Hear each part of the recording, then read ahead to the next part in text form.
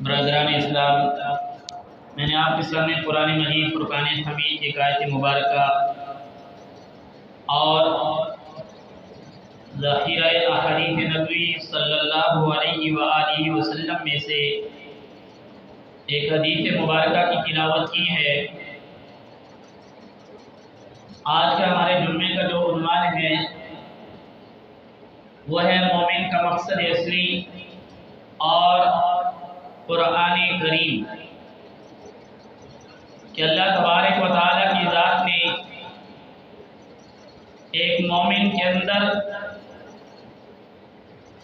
کن صفات کا ہونا وہ لازمی ہے، اور قرآن کریم کے ساتھ ہمارا تعلق کس طرح کا ہوگا تو ہم مومن کامل کہلائیں گے۔ اور ایک مومن انسان کو چاہیے کہ وہ کس وقت کامل مومن بن سکتا ہے، اس کی زندگی کب کامل ہو سکتی ہے، جب وہ قرآن کریم فرقان حمید پر صحیح معنوں میں عمل کرے گا۔ جو انسان، ہر انسان کی پہچان، ہر انسان کی گفتگو، اس کا معیار اور اسی طریقے پر اس کی شخصیت کو بتاتی ہے کہ اس آدمی کی جو گفتگو ہے، یہ کس آدمی کس گفتگو کا جو اس کا خلاصہ ہے وہ انسان کو بتا دیتی ہے یہ کس معیار کا آدمی ہے۔ اور اللہ تبارک و تعالیٰ کی ذات اپنا تعارف اور اپنے بندے کو اپنے سامنے بتلانے کے لیے اللہ تبارک و تعالیٰ نے اپنی کتاب قرآن مجید فرقان حمید کو نازل کیا۔ قرآن کریم کو اللہ تبارک و تعالیٰ نازل کر کے انسانیت کو اس بات کی طرف دعوت دے رہی ہے کہ اگر آپ لوگ اس قرآن والی زندگی میں آؤ گے تو تم اللہ تبارک و تعالیٰ کی ذات کے ساتھ تمہارا تعلق مضبوط ہو جائے گا۔ جس انسان کو جس کے ساتھ محبت ہوتی ہے، اس کی ہر ادا کو وہ نوٹ کرتا ہے، پھر اس کو اپنانے کی کوشش کرتا ہے۔ اگر ہمارا تعلق، ایک مومن انسان کا تعلق اللہ تبارک و تعالیٰ کی ذات کے ساتھ مضبوط ہوگا یا مضبوط ہونا چاہیے، تو اس کو اللہ تبارک و تعالیٰ کے بتائے ہوئے کلام میں اس کی ایک ایک بات کو پڑھنا بھی ہے، سمجھنا بھی ہے اور عمل بھی کرنا ہے۔ یہ ہے اللہ تبارک و تعالیٰ کی ذات کے ساتھ تعلق۔ اور اللہ کی ذات کے ساتھ تعلق اللہ کا قرآن ہے۔ حدیث کے اندر آتا ہے کہ اللہ کے نبی صلی اللہ علیہ وآلہ وسلم نے فرمایا، تبرک بالقرآن فإنہ کلام اللہ وخرج منہ، کہ قرآن کریم سے برکت حاصل کرو۔ ہماری بدقسمتی یہ، ہم نے قرآن کو پڑھنے کی برکت کہاں سے حاصل ہو؟ ہماری بدنصیبی یہ ہے، ہمارے اوپر مصائب ہیں، مشکلات ہیں، بیماریاں ہیں، پریشانیاں ہیں۔ قرآن کا حدیث تو کہتی ہے کہ قرآن سے برکت حاصل کرو۔ کیوں؟ فَإِنَّهُ خَرَجَ مِنْهُ، کہ یہ اللہ تبارک و تعالیٰ کی ذات کے اندر سے نکلا ہے۔ کیا مطلب؟ اس کا مطلب یہ ہے کہ قرآن کریم، یہ جو میں الفاظ بول رہا ہوں، یہ میرا کلام ہے، یہ میری گفتگو ہے۔ اسی طریقے پر جب ہم بولتے ہیں، ہم کسی محفل میں یا آپس میں، وہ جو ہمارا کلام ہوتا ہے، وہ ہماری جو گفتگو ہوتی ہے، وہ اس آدمی کا، متکلم کا کلام ہوتا ہے، اور وہ بولنا اس کے دل کے اندر کے الفاظ ہوتے ہیں۔ جس طریقے پر کوئی آدمی تقریر کر رہا ہے، جس اخلاص اور جس دل سے، جس زبان سے وہ بول رہا ہے، وہ جو الفاظ کا چناؤ کر رہا ہے، اس میں رلانے والی گفتگو ہے یا ہنسانے والی، تو وہ اس آدمی کے اندر کے الفاظ ہیں۔ وہ اس کے سینے کی دل کی تڑپ ہے۔ تو قرآن کریم اس سے برکت حاصل کرنے کے لیے اللہ کے نبی صلی اللہ علیہ وآلہ وسلم نے فرمایا فَإِنَّهُ كَلَامُ اللَّهِ وَخَرَجَ مِنْهُ، یہ اللہ کا جو کلام ہے اس لیے اس سے برکت حاصل کرو۔ فَإِنَّهُ خَرَجَ مِنْهُ، کیونکہ یہ اللہ تبارک و تعالیٰ کے اندر سے نکل کر آیا ہے۔ ایک آدمی قرآن کریم کو پڑھ رہا ہے، اس کی سوچ میں ہو، اس کی ذہن میں ہو کہ یہ جو قرآن میں پڑھ رہا ہوں یہ اللہ تبارک و تعالیٰ کے اندر سے باہر نکلا ہے۔ جب اس انداز میں وہ پڑھے گا تو اس کو قرآن پڑھتے ہوئے بھی مزہ آئے گا اور اس کو قرآن کریم کی برکتیں بھی حاصل ہوگی اور اللہ تبارک و تعالیٰ کے اس قرآن کے بتلائے ہوئے احکامات پہ عمل کرنا بھی اس کے لیے آسان ہوگا۔ قرآن کریم دیکھ کر پڑھنا یہ تو پہلا ایک اعزاز ہے، حفظ کر لیا یہ ایک اعزاز ہے۔ اصل مقصد قرآن کریم کو صرف دیکھ کے پڑھنا مقصد نہیں ہے۔ قرآن کریم کے ترجمے، تفاسیر، ان کو پڑھا کہ یہ جو آیات ہے یہ اللہ تبارک و تعالیٰ نے جو نازل کی ہیں ان میں اللہ تبارک و تعالیٰ ہمیں کیا حکم دے رہی ہے اور میرے پڑھنے کا انداز کیا ہے اور اللہ تبارک و تعالیٰ نے مجھے کس کام کی کرنے کا بولا ہے۔ جب انسان ان باتوں پر آئے گا تو پھر اس انسان کو اس کلام اللہ کے ذریعے فائدہ بھی ہوگا اور یہ کامل مومن ہو جائے گا کہ اللہ تبارک و تعالیٰ کی ذات نے جس چیز سے منع کیا اس سے رک رہا ہے، یہ مومن کی نشانی ہے۔ جس کام کے کرنے کا بولا وہ کر رہا ہے تو یہ مومن کی نشانی ہے۔ ہر انسان کی گفتگو اس کا معیار بتلا دیتی ہے۔ عالمگیر بادشاہ تھا، اس کی بیٹی کا نام تھا زیب النساء۔ اس وقت پہلے بادشاہوں کے درباروں میں مشاعرے ہوا کرتے تھے، شعراء آتے تھے، وہ آ کے اپنا اپنا کلام پیش کرتے تھے، ہر ایک سے ایک بڑھ کے شعر و شاعری کرتا تھا۔ اس کی بیٹی تھی زیب النساء، بادشاہ عالمگیر کی بیٹی، وہ بھی بڑی شاعرہ تھی، وہ جو کلام پڑھتی تھی لوگ سن کے دنگ رہ جاتے تھے، اور جب محفل ہوتی تھی اس کے اندر اس کا کلام پیش کیا جاتا تھا۔ اس دربار کے اندر ایک درباری تھا، کام کرنے والا تھا، جب اس عورت کا اس نے کلام سنا تو بڑا حیران ہوا۔ اس نے یہ خواہش ظاہر کی کہ میں اس عالمگیر کی بیٹی زیب النساء کو دیکھنا چاہتا ہوں، اس کا کلام ایسا خوبصورت اور ایسا لچکدار ہے، یہ بات بادشاہ وقت کی بیٹی کے پاس پہنچ گئی۔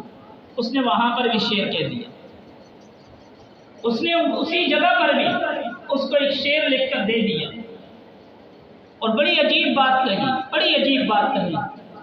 اس نے کہا کہ میرا جو کلام ہے جس کو سن کر آپ اتنے متاثر ہو چکے ہیں، میں ان پھولوں کی چھالوں میں رہتی ہوں جس کی صرف خوشبو تو محسوس کی جاتی ہے، دیکھا جس کو نہیں جا سکتا۔ میرے الفاظ کا چناؤ، میرے کلام کی خوبصورتی آپ کو اگر پسند آ رہی ہے تو میرے کلام کو ہی پڑھ لو۔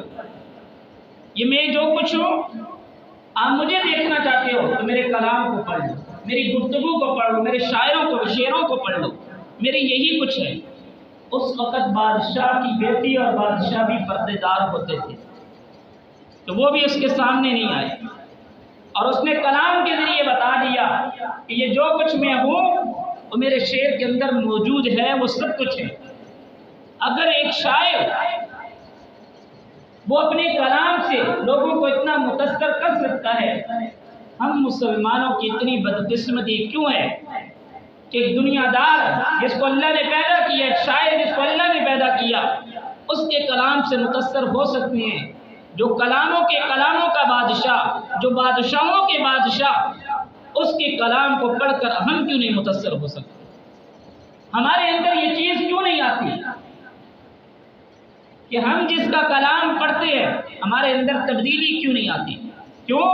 ہم نے قرآن مجید فرقان حمید کے اندر غور نہیں کیا، ہم نے اس کے معانی اور مفہوم کو سمجھنے کی کوشش نہیں کی، ہم نے قرآن کریم فرقان حمید کو اس نظریے سے پڑھا ہی نہیں کہ قرآن ہمیں کہتا کیا ہے۔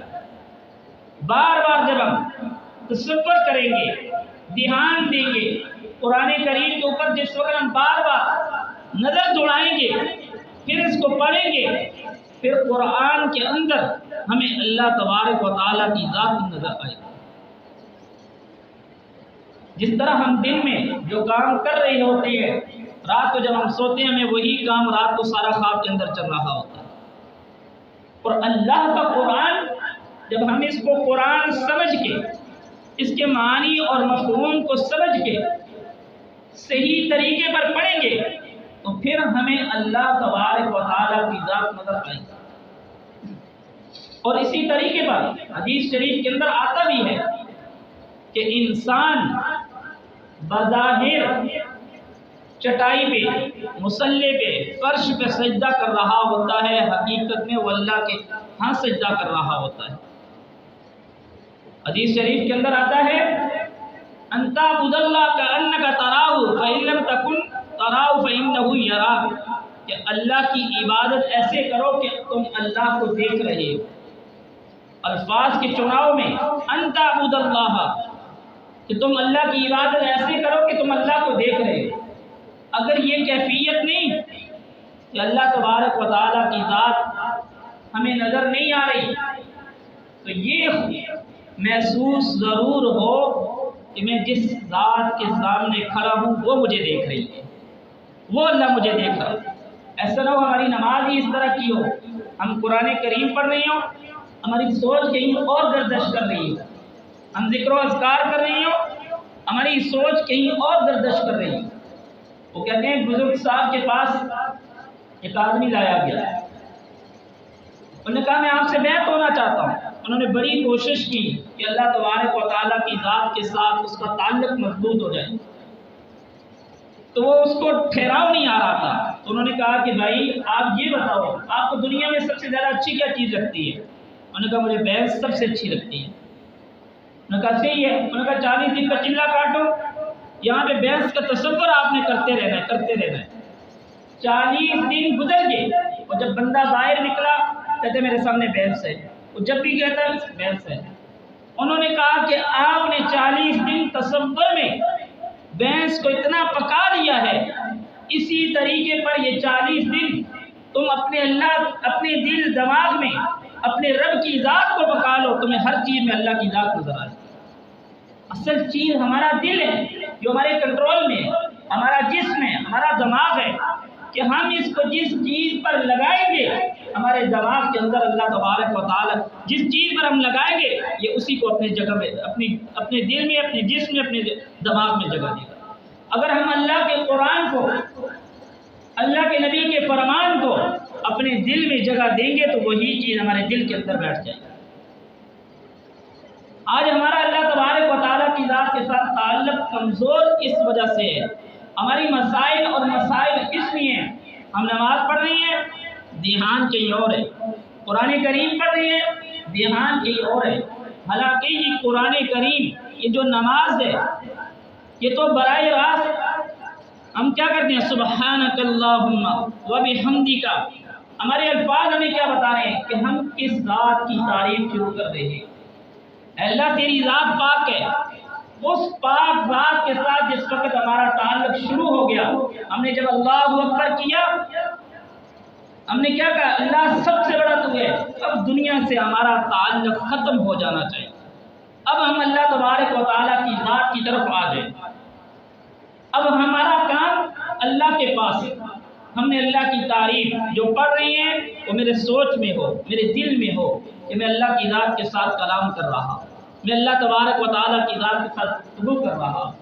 پھر مسائل آئے، مشکلات آئی، اللہ اس نماز کی برکت سے، اس قرآن کی برکت سے اللہ ان کو حل کر دے۔ حدیث شریف کے اندر کیا آتا ہے کہ اللہ تبارک و تعالیٰ کی ذات کل قیامت والے دن مختلف گروہوں کو، مختلف ٹولیاں، مختلف گروہ بیٹھے ہوئے ہوں گے، کوئی اچھے ہوں گے کوئی برے ہوں گے، پھر ان اچھوں میں جو اچھے ہوں گے ان کی کون سی اچھائیاں زیادہ ہوں گی، ان کے اندر گروہ بنے ہوئے ہوں گے، جو برے اعمال والے ہوں گے، برائیوں والے ہوں گے، کہیں پہ زانیوں کا گروہ ہوگا، کہیں شرابیوں کا ہوگا، کہیں بدکاریوں کا ہوگا، کہیں چور ڈاکوؤں کا ہوگا، کوئی کون سے گروہ والے بیٹھے ہوئے ہوں گے۔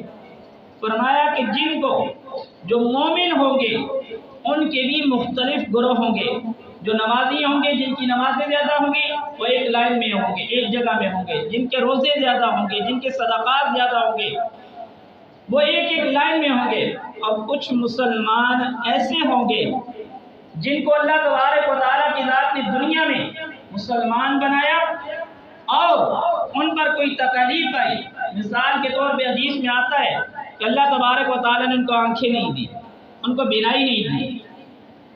دنیا میں کتنے نابینا لوگ ہیں، بے شمار لوگ ہیں۔ تو فرمایا کہ اللہ تبارک و تعالیٰ کی ذات حضرت شعیب علیہ السلام کو فرمائیں گے کہ یہ نور کا روشنی، یہ جھنڈا آپ اپنے ہاتھ میں پکڑیں اور جتنے بھی دنیا میں نابینا لوگ ہیں وہ اس نور کے پیچھے آ جائیں، اور ان کو کہا جائے گا کہ آپ اس طرف آ جائیں۔ حدیث میں آتا ہے کہ علماء لوگ کہیں گے اللہ آپ نے تو ان کو اپنے علیین میں اپنے دائیں طرف جگہ دے دی ہے، یہ تو ہم ہی تھے جب ان پہ یہ اتنی بڑی مشکل آئی انہوں نے اس پہ صبر کیا۔ مسلمان بھی تھے، یہ نہیں کہ مصیبت آئی رونا پیٹنا چیخنا چلانا وویلے کرنا، اللہ کی ذات کے اوپر گلے کرنا، اللہ تبارک و تعالیٰ کی ذات پہ الزام تراشی کرنا کہ یہ ہمارے ساتھ ہی ہونا تھا کسی اور کے ساتھ نہیں۔ اس مصیبت پہ اس مشکل پہ صبر کیا۔ علماء کہیں گے اللہ یہ تو ہم نے ان سے کہا، اللہ فرمائے گا ان کو یہیں پر چھوڑ دو۔ اللہ ان سے کہے گا کہ میں نے آپ کو دنیا میں اس نعمت سے نہیں، آج تم کو میں اللہ اپنے عرش کے سائے میں دائیں طرف جگہ دے رہا ہوں۔ یہ کوئی مشکل آئی یہ ان کا گروہ ہوگا، اور اسی طریقے پہ اور گروہ ہوں گے۔ تو جس وقت یہ سب معاملات نمٹتے جائیں گے تو اللہ تبارک و تعالیٰ کی ذات علماء سے کہیں گے کہ یا اے علماء صلحاء کی جماعت، تم دنیا کے اندر لوگوں کو ہدایت کا راستہ بتلاتے رہے، اب یہ کام تمہارا دنیا میں تھا، آج یہاں پر آ جاؤ انصاف کے میدان میں، تم جس چیز کی سفارش کرتے جاؤ گے آخرت میں تمہارا یہ کام ہے، تم یہاں جس کی سفارش کرتے جاؤ گے میں اللہ اس کو جہنم سے نکال کر جنت میں داخل کروں۔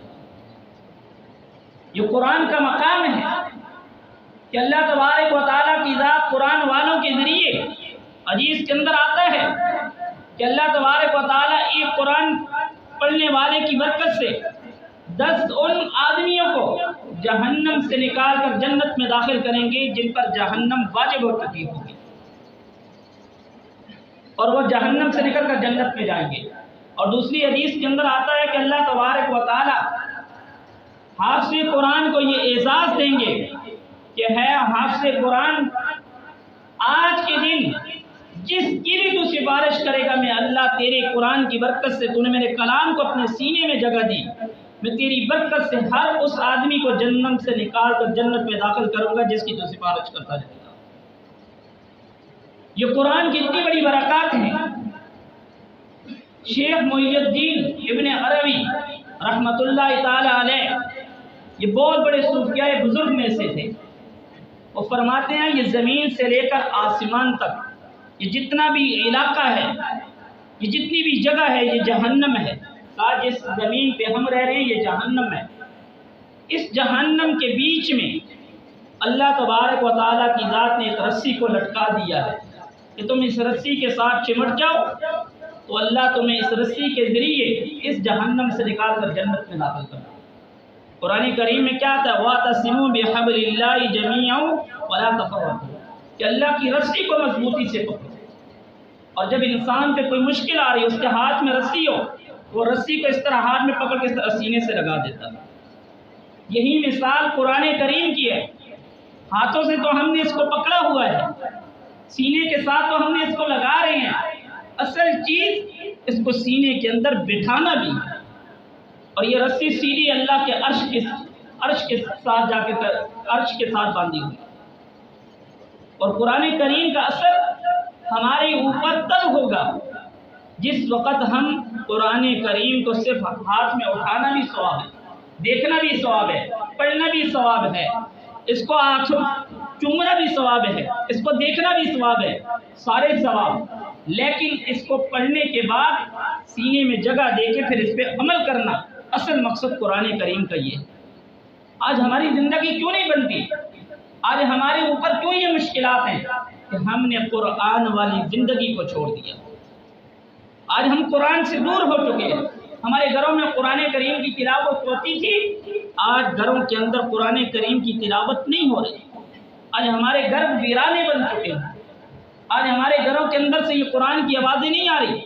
कुरान क्या है? तबर्रक बिल कुरान। अल्लाह का नबी फरमा रहा है कुरान से बरकत हासिल करो। हम समझ रहे हैं घर के अंदर बहुत सारा सामान जमा करेंगे तो शायद इससे बरकत आ जाएगी। कुरान की तिलावत से अल्लाह घर के अंदर बरकत देगा। क्यों? कि कुरान को इस नज़रिए से पढ़ना है कि ये वो कुरान है जो अल्लाह का कलाम है। फ़इन्नहु कलामुल्लाहि व खरज मिन, कि ये अल्लाह का कलाम है और अल्लाह तबारक व तआला के अंदर से निकला हुआ है। जब इस नज़रिए से पढ़ेंगे फिर कुरान पढ़ते हुए भी हमें मज़ा आएगा और दुनिया की जितनी मुश्किलात होंगी वो भी ख़त्म कर देंगे, अल्लाह ख़त्म कर देगा। और मौत के बाद वाली जो आने वाली ज़िंदगी होगी, अल्लाह इस कलाम की बरकत से वो आने वाली तमाम के तमाम मराहिल को आसान फरमा देंगे। अल्लाह से दुआ है कि अल्लाह तबारक व तआला हमें कुरान करीम सुबह शाम पढ़ने की तौफीक अता फरमाए और उसके बाद अल्लाह तबारक व तआला हम सब के इस कुरान करीम पर अमल की तौफीक अता फरमाए। व आखिरु दावाना अनिल हम्दुलिल्लाहि रब्बिल आलमीन।